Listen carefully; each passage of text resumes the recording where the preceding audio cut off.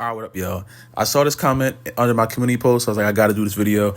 5 things that I would do in the Atlanta Falcons offseason. Just for clarification, these are things that I would do if I had full control of the Atlanta Falcons. If I was the president and I could just do whatever I wanted, change this team for the better going into next season. And I'm pretty sure y'all know what my number one's going to be. Number one, coming in hot. Fire Raheem Morris. As soon as I get in that office, as soon as I sit down on the chair, I look around, take a drink of my ginger ale, acknowledge that this is the spot where I'm at and I have the future of the Falcons in my hands. I'm going to make a phone call to whoever I got to call. I don't know who I got to call. Probably Raheem. And let him know, hey, I wish you the worst in your future. Nah, I'll play it. Raheem, I wish you the best in your future endeavors.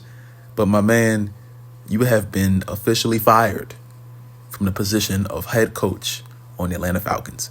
Boop. That's it. Hang up the phone. I don't want to hear no. He's gonna start talking to me, talking all fast. I don't want to hear all that. You know what I'm saying? This is my first day. I'm not trying to hear you yelling at me, spitting at me on the phone, talking all fast, sound like Busta Rhymes. I'm not trying to hear all that. Okay, you're fired. Get the hell on. And then we look for a new head coach. You may be asking, who should we pick up a head coach? And I say, I don't know. But whoever is the first name that is the best head coach, like if we have a list of like 10 head coaches, whoever's at number one, maybe number two, hire that guy. That's it. Or you do an interview with the top 5 head coaches and ask them just random questions. What would you do if you had a timeout left on the? What would you do if our kicker had to get a really close kick and you had a timeout just sitting there? And would you A, call the timeout, B, act like there's no timeout damn dare, or C, somewhat in between, whatever the in between is. I'm asking them common sense questions. I want to hear what they have to say. Would you use the timeout?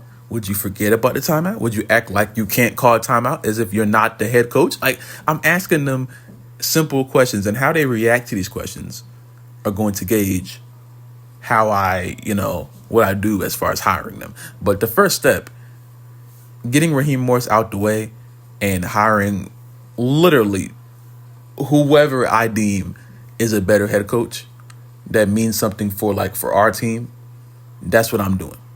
Number 2, this may be a little controversial, but listen, we're in desperate times. I'm trading Kyle Pitts or trading Kirk Cousins for some edge rushers now, or just pass rushers in general. Now, I don't want to trade Pitts because on paper, he is such a good tight end. He really is. And towards the end of the season, even towards the last moments of our season, he came back alive for a little bit, But I don't think the Falcons want, for some reason, the Falcons seem like they don't need him. And if we're not going to use the man, there's no reason to have him running up and down the field. Okay?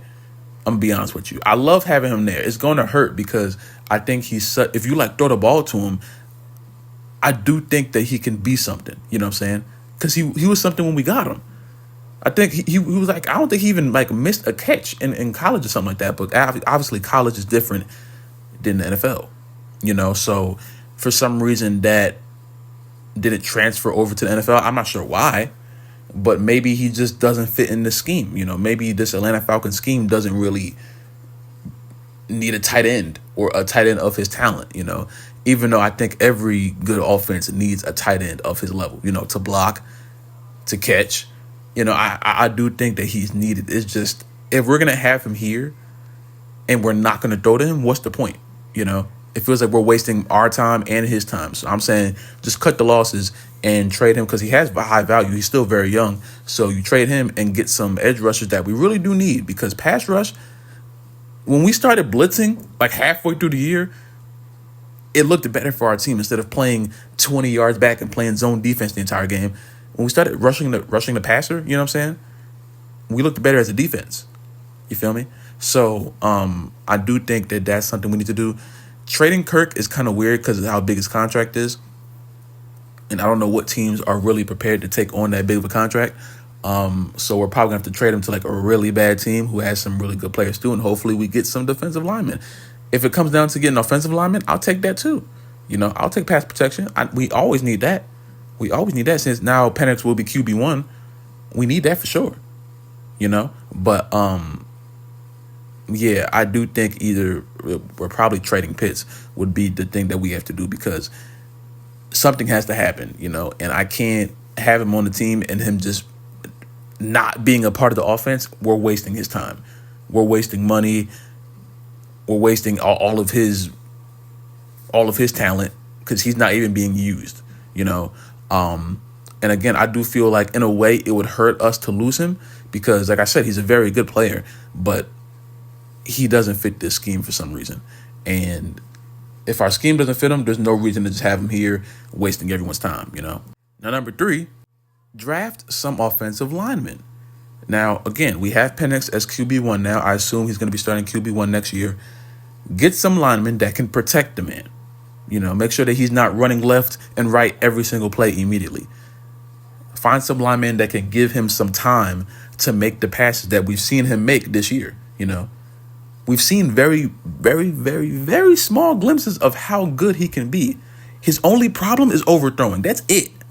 And that's very rare. Usually the young quarterbacks have a whole bunch of problems, the accuracy and not throwing the ball quick enough and not knowing when to let go. He has everything. The only problem he has is that his arm is too strong. That's a wonderful problem to have, So,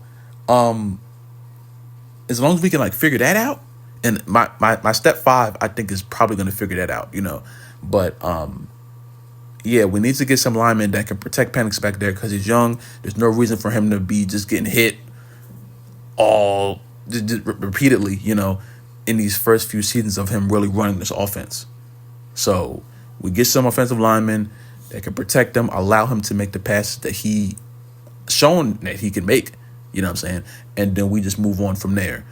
I don't know how long that's going to take. I don't know how long the linemen it's going to take for them to really mesh with our offense, but I'm willing to make that sacrifice at this current moment. I'm willing to see what this team can do with some young linemen, with some young offensive linemen that can really help with the pass protection side of this offense. Now, number 4 is more of a cosmetic thing, and it's something that I've been asking them to do for multiple years. Can we please change our motto from Rise Up? It's top 5 on the worst mottos in NFL. I've heard some worse ones. I've heard some that are much worse than what we got, but we haven't rose up from anything. When was the last time the Falcons rose up? What does that even mean? The Eagles have fly, Eagles fly. The Ravens have the Ravens flock or something. I don't know what their hashtag. I think it's Ravens flock or something stupid. But it sounds like something a Raven does. What, Falcons rise up? Falcons fly. They don't, I don't know when time they rise up. They're already up. They're a bird. The rise up thing never connected with me. I never understood why we have to keep rising. You know what rise up means? We're always on the ground. Rise up means, hey, look at the Falcons, on the floor, laying there, twitching, dead. Get back up. It sounds like get back up. What kind of motto is get back up? I don't want to hear that. That just assumes that we're always on the ground. Rise up is one of the worst mottos, hashtags, slogans that a team has ever had in the history of sports. So please stop putting that on our shirts. Stop putting it in the arena. Don't say it to me. Don't make it a chant. We need something new. I don't know what it is. Maybe we can go on live one day and find a new slogan for the Falcons. We can all brainstorm. But I'm sure one of y'all could figure something out that's better than rise up. You know what I'm saying? But yes, please. I know this is a small thing, but for me, it means everything. No more rise up. And number 5.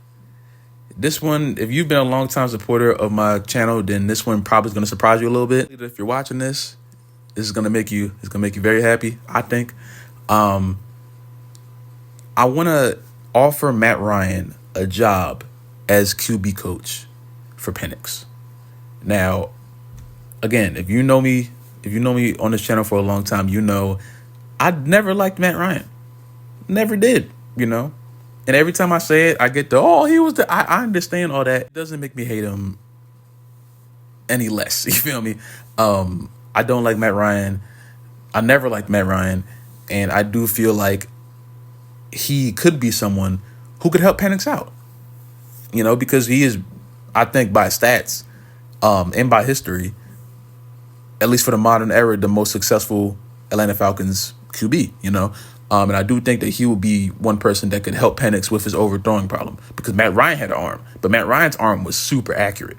I can't lie now. So if he can find a way to like nip that small problem in the bud with Penix and to make sure that he doesn't overthrow anymore and uses his arm more so for power and accuracy instead of just like, we'll be in a much better spot, I don't want him to play again. I know some people will, all right, Matt Ryan doesn't. No, I think Matt Ryan's, I'm pretty sure he's retired, But no more Matt Ryan on the field. He needs to be on the sideline and just be a coordinator, hopefully a QB coach. He can help Penix out with certain things and hopefully make him that much more of a better quarterback.